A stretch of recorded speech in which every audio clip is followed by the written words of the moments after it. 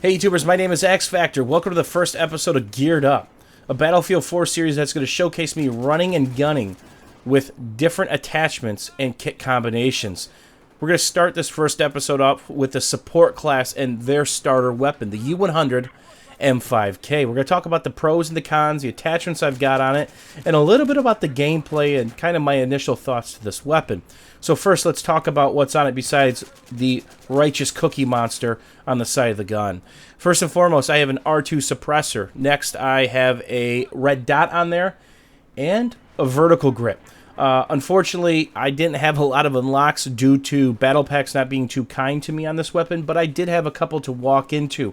My personal preference is the Coyote optic, simply because it is a red dot type sight, but it has a wide open field of view, allowing you not to get locked with the tunnel vision.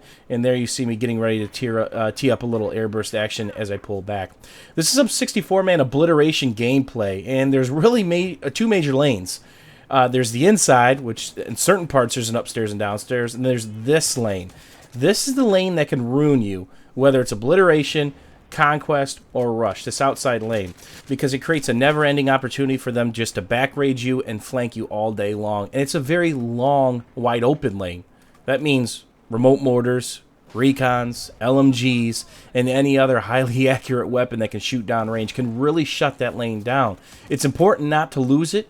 It's important to utilize it and keep pushing on the bad guy. As you see me adjust to try to intercept this bomb as it's moving, that's one thing I try to do. Not so much in this spot right here, is I try to figure out where they're going, beat them to it, get a nice little defensive position, because traditionally they get weeded out a little bit on the attack because everybody's chasing. So if I can get there first, they're not going to probably expect me because they're worried about what's behind them, trying to nip them in the butt. So you're going to see the weakness of this gun right here, and most LMGs in general. The hipfire is kind of the weak sauce. Now, granted, I do have a vertical grip, which does reduce the penalty for shooting on the move by 50% while hip firing, but I don't have a laser sight. And in general, these aren't the best to hip fire with, partnered with the slow rate of fire of this gun compared to others in the support class. It's only shooting at 590 rounds a minute. That's not a whole lot. So up close, you're giving away something to assault rifles. It does hit for 25, point blank in the chest, and it does drop off, just like most of the assault rifles, for a minimum of 18, which isn't the worst thing in the world, but it does shoot ropes.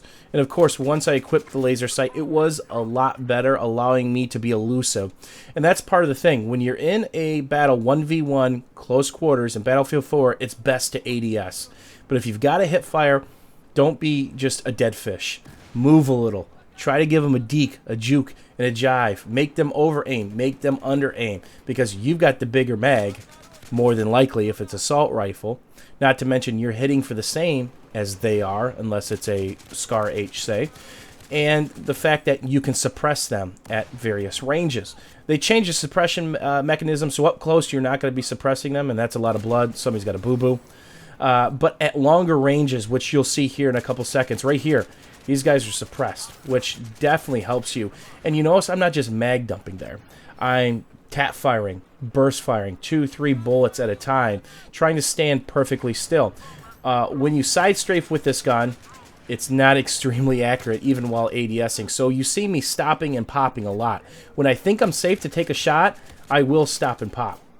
But if my life's in danger, or if it's a close situation, I will strafe, hoping that that causes a somewhat harder target for people to hit, whether it's their lack of recoil management, or they're suppressed themselves, or they've got other things to worry about. I want to elongate their time to kill.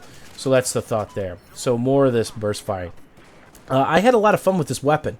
Again, it's not the fastest shooting thing in the world, and it can kind of handicap you at close range, but it does shoot ropes when standing still and ADSing, partnered with the ability to suppress people at range.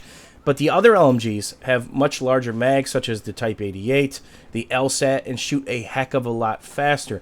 So if you're looking for a close quarters slayer, there are different options, but this is a very well-balanced weapon of choice. The mag size is very favorable at 46, not to mention it can take care of close, medium, and long range. So here you see some medium and long range action, and here's a tip for you. Don't spot when non-ADS. It prevents the hand spotting mechanism, allowing you to go ADS, because that can mess you up. Sometimes when you spot, you're stuck in that animation, you can't go ADS, and somebody tries to sneak up and rustle your Jimmy. So I get a revive here just in time for the bad guy Express to pull up, choo-choo, and here's more tap and burst firing. If you find this first shot multiplier too big for you, throw in an angled grip. That's going to reduce the first shot by 33%. But if you're like me and like to be prepared for the up close and personal, I really like the vertical grip laser sight combination, and suppressors don't hurt you as well. The low rate of fire is a drawback, and the mag sizes get much better. The rate of fire gets much higher as you go down the support tree. If you guys enjoyed this first episode of Geared Up, some of these thought processes, don't forget to give me the old thumbs up and let me know what you think. Thanks for watching. Thanks for hanging out, and we'll see you soon.